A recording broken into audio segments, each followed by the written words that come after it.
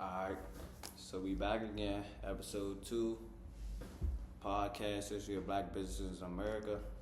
I got two of my very special guests today, two of my Bonner brothers. I'm gonna let him introduce himself because he was on the last podcast, and then I'm gonna let you go. My name is Amir Hood, sophomore business finance major from Washington, D.C.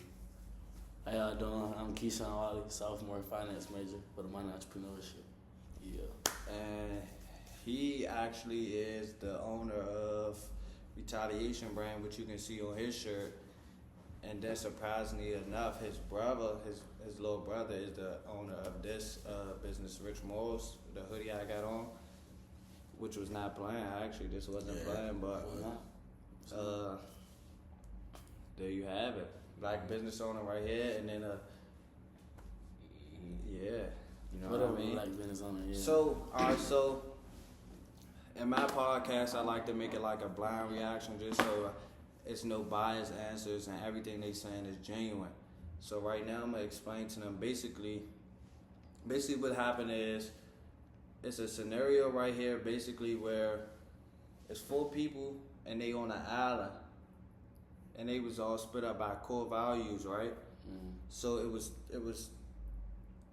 2 males and 2 females, and basically they ended up as 2 couples. So the 2 couples, they stood on these 2 values. So Elizabeth and Jason, this is the first couple. They share a primary core value that they love the joys of life and accumulating all sorts of things that make life comfortable, luxurious, and fun. Mm-hmm.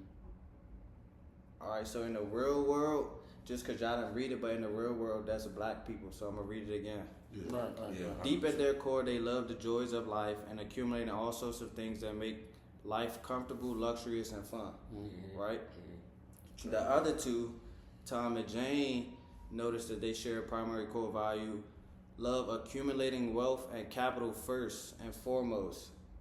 Right? Mm-hmm. So them ideally would be the white people.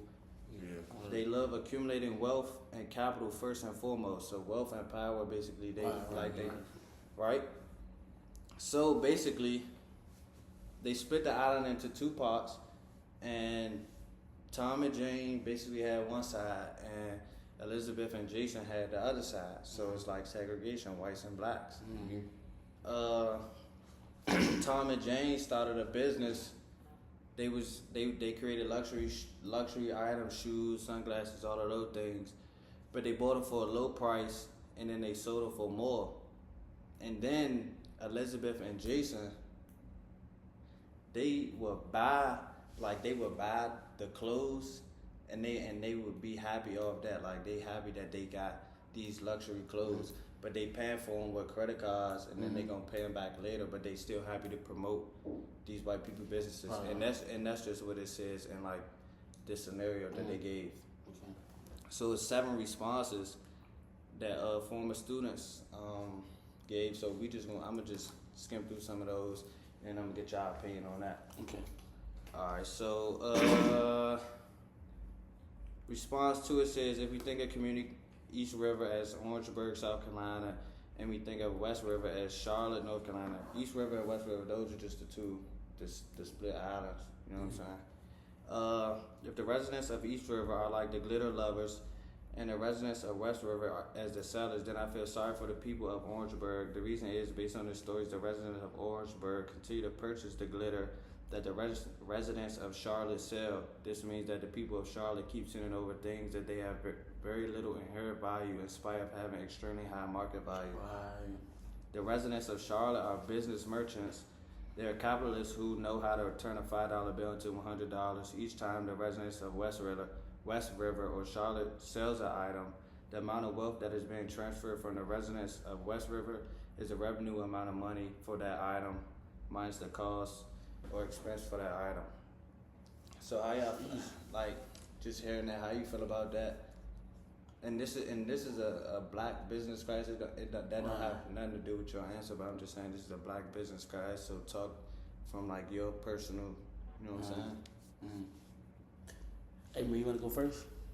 Oh, y'all want me to go first? Yeah, Yeah, so you type can go of first, thing, yeah. type of thing. All right, so basically, how I feel about that, cause I could say that I could kind of relate to the black families in this situation, being as though right now I currently got on Balenciagas, then I got like on like $100 jeans and things of that nature, and I wouldn't say that my life is all the way figured out. Like I don't have my plans, like, I don't have money back up to the ceiling where I could go and do this, but I consider it an investment for myself. You know what I mean? Treat yourself because you never had it. Yeah. I'm 20 years old, so I don't see myself, you know what I'm saying, getting that much taller, getting that much bigger. So I feel like these is clothes that I could be wearing for the rest of my life, and I could just, as I get money, I could stack on. So these are the clothes that I look like damn, this is really what I used to wear in freshman, sophomore year, but now I'm wearing this.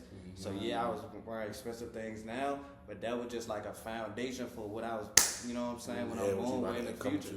Yeah, so that's how I look at it. And I'm not saying that what they doing is right, because I don't think that their position is the right position, but I'm saying that I can relate, just, you know what I'm saying? Alright, so I feel like all that really starts with environment. Not saying that any side is wrong.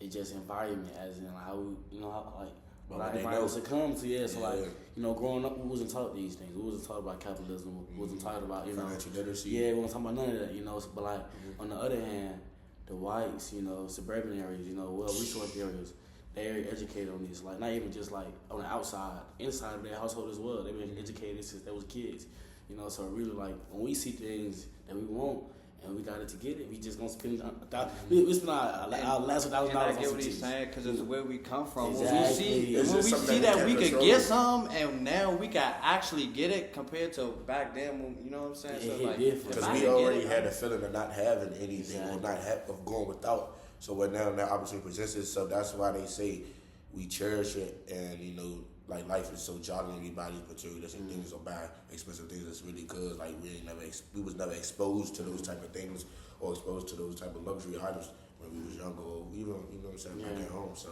and the I crazy really part agree is the things that they saying is the things that's in the textbook. They don't know that because they not in this class. They haven't read it, but I've read it, and I could tell like the things that he's saying, the things that he's saying, that's what they say in the textbook. Like being as though they didn't have those things. They coming out of slavery. They coming out of war. So it's like that's all they see is luxury now. I'm coming from being spanked, bare naked, or just a sheet as a piece of clothing to luxury items. I could get that. I could get a credit card and I could go get that. I'm gonna go get that. Right, and let me speak on my experience because I really went through this. Yeah. I All went right, through this. make it quick because we Yeah, got yeah. So basically, I started my brand my freshman year, which we are sophomores now, you know. But I started my brand my freshman year, but you know, recently, like, well, not even recently, but before coming to college, I was homeless yourself. You know, I've been through crazy things, but when I see this amount of money, I'm just spending my money out of nowhere. You can ask him, like, spending my money out of nowhere, like, just on stupid things, you know. And it got to the point to where I had to scrape up for my, you know, for each job, so just even like to provide for myself as well, you know. So that goes with the shows, like, you know, the things we come from, or things like, you know, that we wasn't well resourced on. Like, we need to be. That's stuff I'm trying to change as well, but yeah. All right. I appreciate you for that. So the next response I want to go to, because there's some good responses, but I want to go to this one specifically because, well, y'all just going to see. So it says, if you come back to these communities 20 years from now, the predictions are obvious. The people of West River will be blossoming as more as wealth is transferred to them. The people of East River will repeatedly be in drastic decline. Much of their would-be retained wealth has been transferred to another community.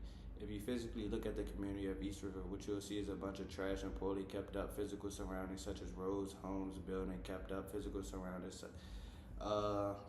recreational spots, schools, and so forth. To understand the reason, one must chase or follow the money. Where did the money go?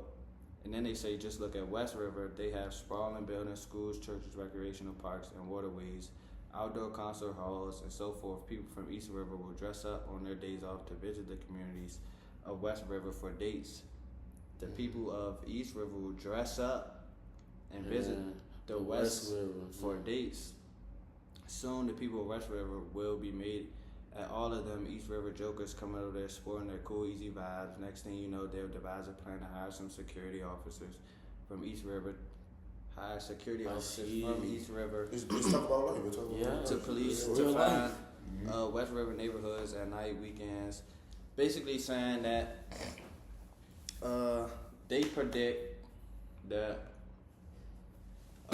one side is going to be substantially wealthier than the other.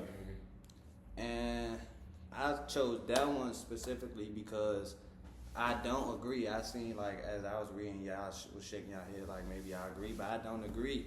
Because if you look 20 years later, it's some bad families, some families in poverty in the black side, but it's the same for the white side too. And if you look at where we come from, we didn't have the foundation that they had, but we still making something of it. Like him, for example, if he would have told his story on here and told y'all where he come from, y'all be surprised of where he at now. So the predictions of 20 years later, you can't say that just because I'm purchasing luxury items that I'm gonna be going downhill, because I could be purchasing them luxury items, I could wear them and then I could sell them and then start my business off reselling luxury items. That's what people do all the time. So it's like you can't judge people based off like how they choose to spend their money.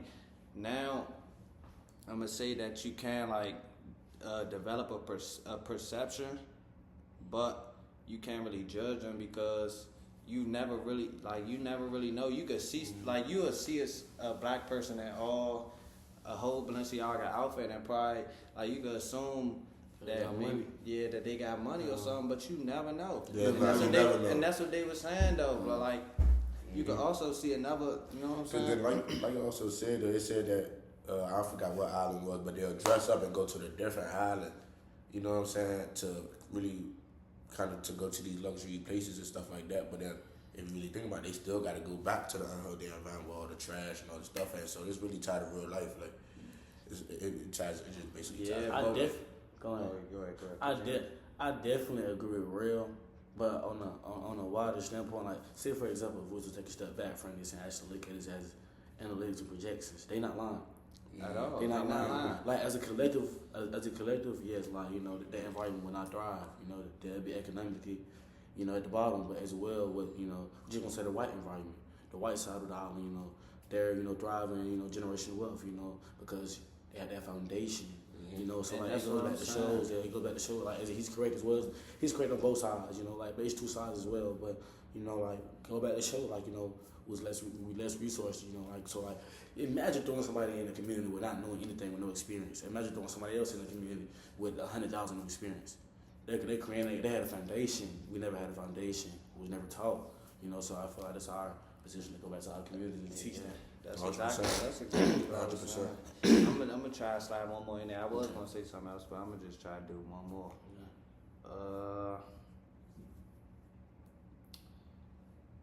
This one says, my family was raised like the sellers. We were taught to covet assets, things that generate income to the owners, first and foremost, and then use the income created by those assets to purchase all the toys and glitter that we want.